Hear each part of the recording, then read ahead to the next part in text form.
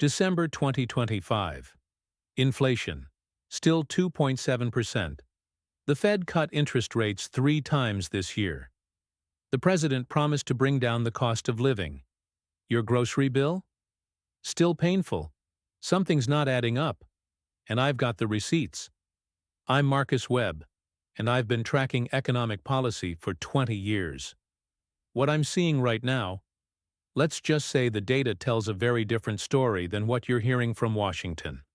Stick with me for 8 minutes. By the end, you'll understand exactly why. Your wallet's still hurting, and what's actually coming next. Let's start with the facts. No spin, no partisan talking points, just the numbers. December 2025. Consumer Price Index, 2.7%. Now, if you're thinking, wait, didn't the Fed lower rates to cool inflation? Yeah, they did. 3 times. And inflation stayed at 2.7% for the second month in a row. Core inflation, that's the number that strips out volatile food and energy prices, also 2.7%. Here's what makes this interesting. The Federal's Reserve's target is 2%.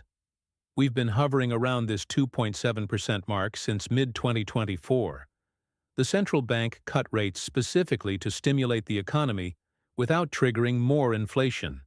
So why isn't it dropping? And here's the part nobody in Washington wants to talk about.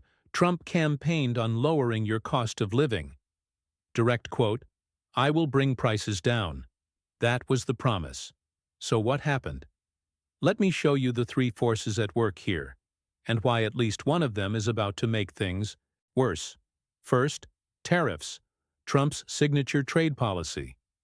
In 2025, the administration maintained and expanded tariffs on Chinese goods.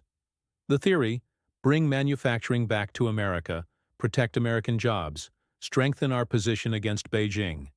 Here's the reality check. Tariffs are taxes. Not on China, on you.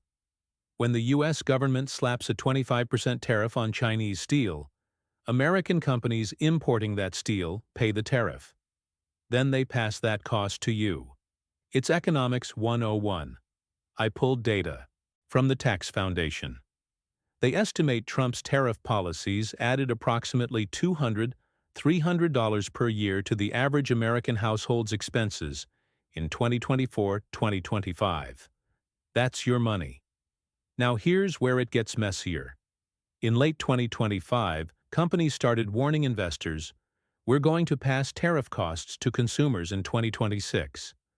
I'm talking major retailers, AutoZone, Columbia Sportswear, Stanley Black Decker. AutoZone's CEO literally told analysts they'd raise prices to offset tariff impacts. That's not my opinion. That's from their earnings call. So we have inflation stuck at 2.7% now, and businesses are telling us they're about to raise prices more in the coming months. Did tariffs bring back millions of manufacturing jobs? No. Did they lower your costs? Definitely not. Did they create leverage against China? Debatable. What they did do: keep inflation from falling to the Fed's 2% target. I'm not saying tariffs are inherently bad policy. Strategic tariffs on critical industries can make sense for national security. But let's not pretend they don't come with a price tag, and that price tag is in your grocery cart. Second force, the Federal Reserve. Jerome Powell cut interest rates 3 times in 2025. The idea: make borrowing cheaper, keep the economy humming, avoid a recession. But here's the paradox.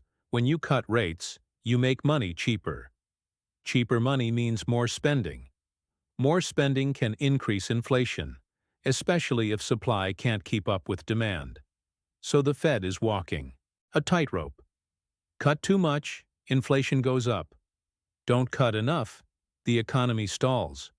Right now, the market doesn't believe the Fed can get inflation back to 2% without pain. I'm watching Treasury yields, and they're telling me investors expect inflation to stay elevated. Morningstar's forecast for 2026: inflation between 2.2% and 2.7%. Translation: Don't expect relief anytime soon. Here's my issue.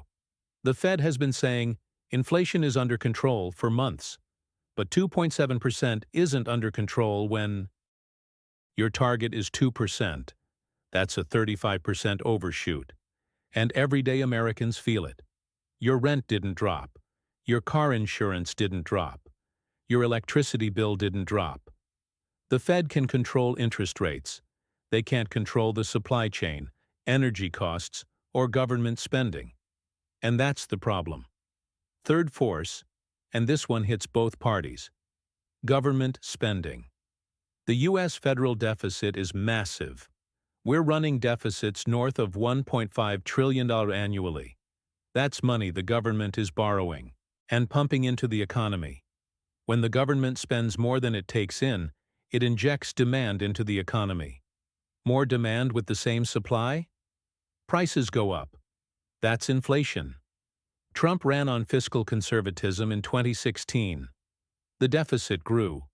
Biden promised responsible spending. The deficit grew. Now we're back to Trump, and I'll give you one guess what's happening. Neither party wants to cut spending because cutting spending means cutting programs, and cutting programs loses votes.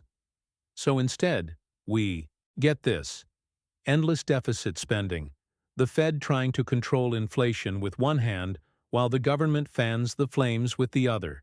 You can't have it both ways. You can't spend trillions you don't have and expect stable prices.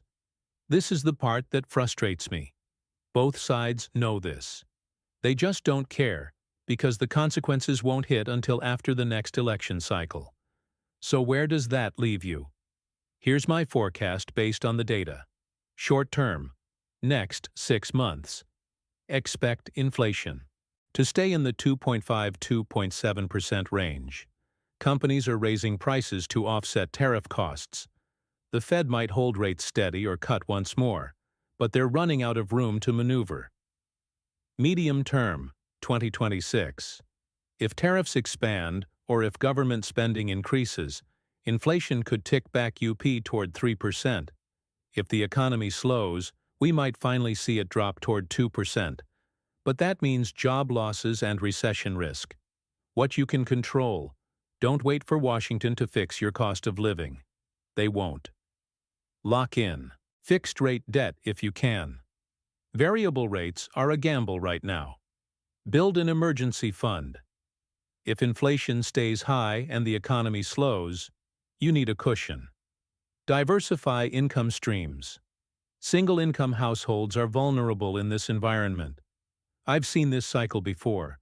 Politicians promise to fix inflation, implement policies that make it worse, then blame the other party.